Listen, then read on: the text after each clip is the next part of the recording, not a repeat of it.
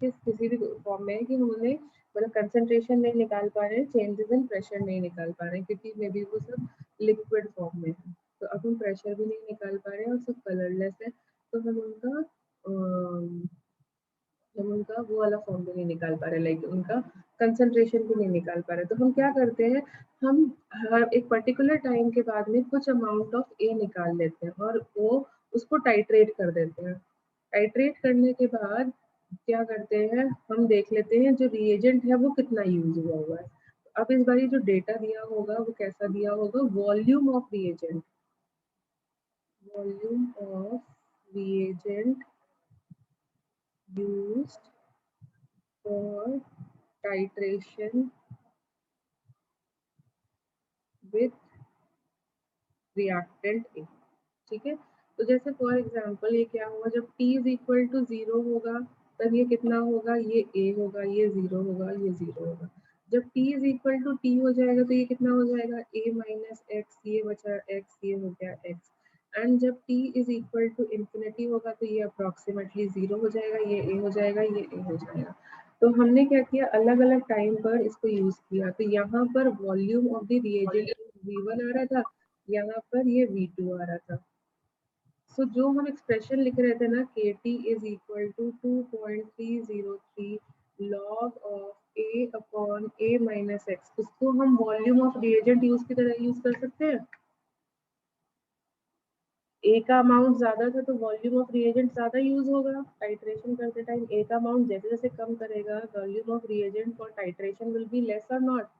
जैसे for example acid, ये ए जो है वो सपोजिंग एसिड है, जो अमाउंट ऑफ बेस यूज कर रहे हो टाइट्रेशन के लिए, जैसे जैसे एसिड का अमाउंट कम होगा वो कम होता जाएगा कि नहीं।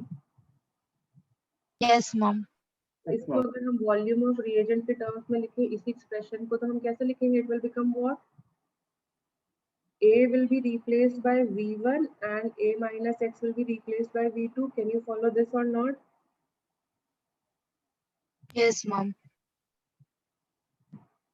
मैम एक बार फिर से रिपीट कर दीजिए। जैसे फॉर एग्जांपल तुमने एसिड की रिएक्शन कराई है और वो बी और सी में टूट रहा था, ठीक है, और तुम्हें कंसंट्रेशन निकालने के लिए तुमने क्या किया, तुम एसिड मतलब उसमें से थोड़ा सा अमाउंट निकालते थे और उस पर टाइट्रेशन कर रहे थे। टाइट्रेशन जो होगा वो सिर्फ एसिड पे डिपेंड कर रहा है, क्योंकि हम टाइट्रेशन ए का कर रहे हैं। जब हमारे पास एसिड का अमाउंट बहुत ज्यादा होगा, ए का अमाउंट बहुत ज्यादा होगा, तो amount of base will be high और लो, amount of base will be High. high, that is coming out supposing V1। अब टाइम कुछ टाइम के साथ जैसे जैसे रिएक्शन B और C में टूटेगी तो अमाउंट ऑफ एसिड कम होगा, Yes. और हम उसको निकाल के टाइट्रेशन करने जाएंगे तो वॉल्यूम ऑफ रिएजेंट यूज होगा, वो भी तो कम होगा। Yes ma'am. ठीक है, और जब हम t is equal to infinity पे करेंगे तो ये अप्रोक्सीमेटली 0 होगा, तो मतलब टाइट्रेशन में हमें कुछ दिखेगा ही नहीं, क्योंकि ए है ही नहीं, कलर चेंज आएगा ही नहीं। यस तो कहने से ए, मैम एक बार फिर से बता दीजिए। दूसरे वाले एग्जांपल में फिर से बता दूंगी। A can be corresponding to volume V1, A is corresponding to, क्योंकि ए ज्यादा था तो वॉल्यूम V1 टाइट्रेशन में जो यूज हुआ ज्यादा यूज होगा, यस तो A can be replaced by volume V1। Yes ठीक है, and a minus x can be replaced by volume V2, क्योंकि ये हम किसके लिए लिखते हैं, विद रिस्पेक्ट टू a लिखते हैं ना, और ये वॉल्यूम से हमें पता चल रहा है कि a का अमाउंट कितना है, तो ये डायरेक्टली रिप्लेस हो जाएगा कि नहीं हो जाएगा। मैम यहाँ पे कंसंट्रेशन की जगह वॉल्यूम क्यों यूज किया गया है?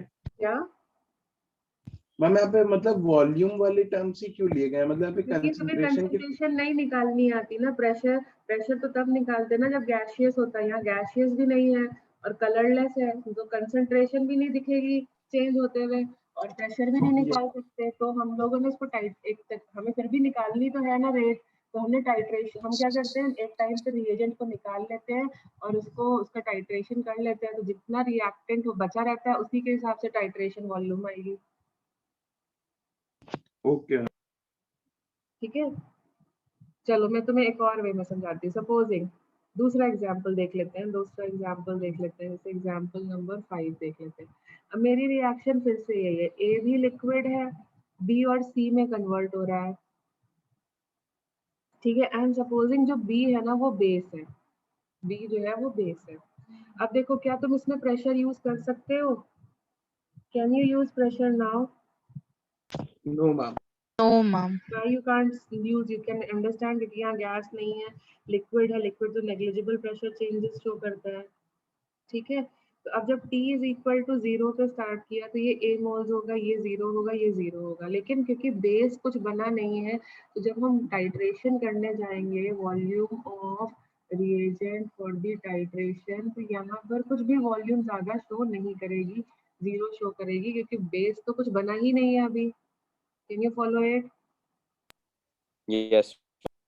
अब यहाँ पर देखो, सपोजिंग ये x और ये x है, तो यहाँ पे सपोजिंग हमारी वॉल्यूम ऑफ रिएजेंट जो लग रही है वो V2 लग रही है। जब हमने इंफिनिटी टाइम पर देखा तो यहाँ पर ये अप्रोक्सीमेटली 0 हो गया, ये अप्रोक्सीमेटली 0 हो गया, ये अप्रोक्सीमेटली, ये हमारा अप्रोक्सीमेटली A हो गया, ये हमारा अप्रोक्सीमेटली A हो गया, और ये वॉल्यूम V3 आ गई। तो अभी तक जो हमने एक्सप्रेशन लिखना सीखा है वो कैसे लिखना सीखा है? KT is equal to log of, किसके रिस्पेक्ट में लिखना सीखा था? किसके रिस्पेक्ट में लिखना सीखा था? Concentration. Concentration of what? Reactant, A के टर्म में। Reactant. तो ये क्या हो जाएगा? It will be A upon A minus x with respect to A। Yes, ma'am. वही कर रहा था ना, लेकिन क्योंकि अब हमें A निकालना नहीं आता, क्योंकि कलरलेस था, हमें कंसंट्रेशन नहीं दिख रही थी, A माइनस एक्स भी नहीं निकलना आ रहा है क्योंकि कंसंट्रेशन कलरलेस था और हमें कंसंट्रेशन नहीं दिख रही थी, गैसियस भी नहीं था कि हम प्रेशर निकाल सके, लेकिन ये डेटा हमारे पास है। So see from this data can I say कि x is proportional, V2 is proportional to x, क्योंकि जितना B अब बनेगा उतना ही तो V2 यूज होगा हमारे लिए। Yes, ma'am. Yes, ma'am. और उसी तरीके से कहना है से V3 is proportional to A, Yes, ma'am. Yes, ma'am. क्योंकि हम बेस का टाइट्रेशन कर रहे थे विद रिस्पेक्ट टू एसिड, ठीक है। सो नाउ सी, इसको जो हम A के टर्म्स में लिख रहे थे, अब उसको वॉल्यूम ऑफ रिएजेंट B के टर्म्स में लिखना हो तो हम क्या लिख सकते हैं? A can be replaced bye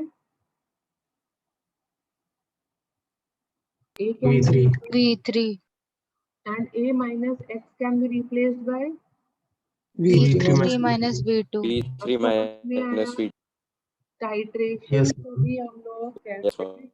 मतलब रिएक्टेंट के टाइट्रेशन में, प्रोडक्ट के टाइट्रेशन में, क्योंकि अगर जब हम रिएजेंट लिक्विड यूज करेंगे तो हम प्रेशर नहीं निकाल पाएंगे ना। Yes, ma'am. अब समझ में आ गई बात? Yes, ma'am.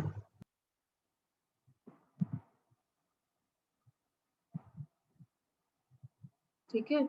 अब जैसे तुम्हें पता है ना optical rotation, you know there are certain type of compounds जो लाइट को रोटेट कर देते हैं। Yes, Yes, ma'am. ma'am. Yes, ma'am.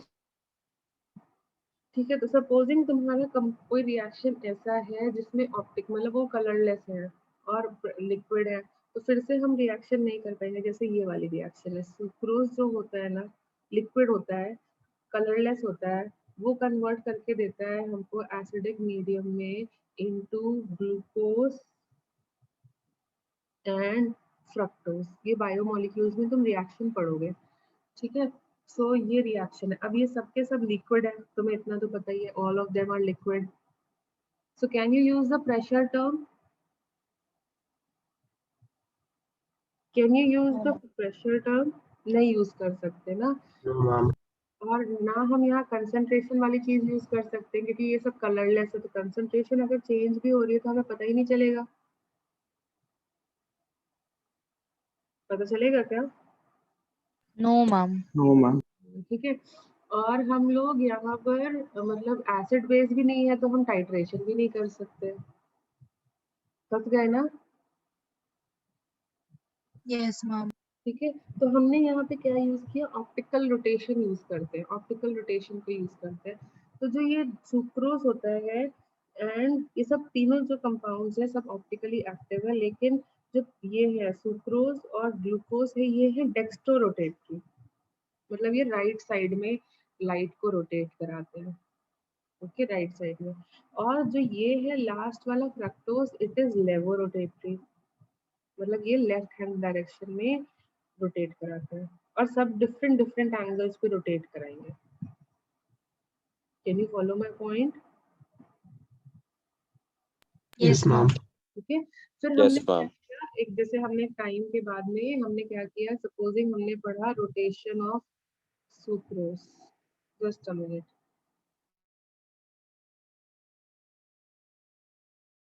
ठीक है, तो हमने क्या किया, किसी सोर्स से बाय चांस हमने क्या किया, रोटेशन ऑफ सुक्रोज का जो अमाउंट आ रहा था, मतलब कितने एंगल से वो रोटेट करा रहा था, वो हमने चेक कर लिया।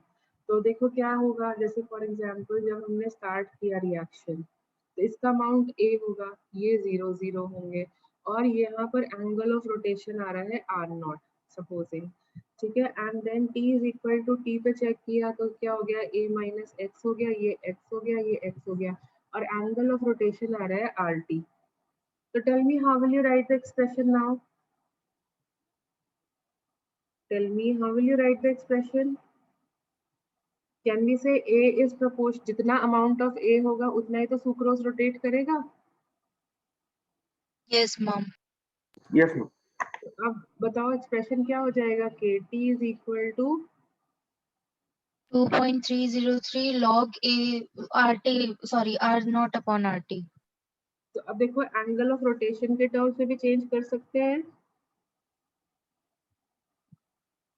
Yes, ma'am. ठीक है, तो अब ये समझ में आया ना कि हमारे को जरूरी नहीं है कि क्वेश्चन जो है वो कंसंट्रेशन के टर्म्स में, कंसंट्रेशन और प्रेशर वाले जो क्वेश्चन है वो जेई मेंस तक आ सकते हैं। ठीक है, बट एडवांस के टाइम पर हो सकता है वो क्वेश्चन जो है वो किसमें कन्वर्ट हो जाए, On degree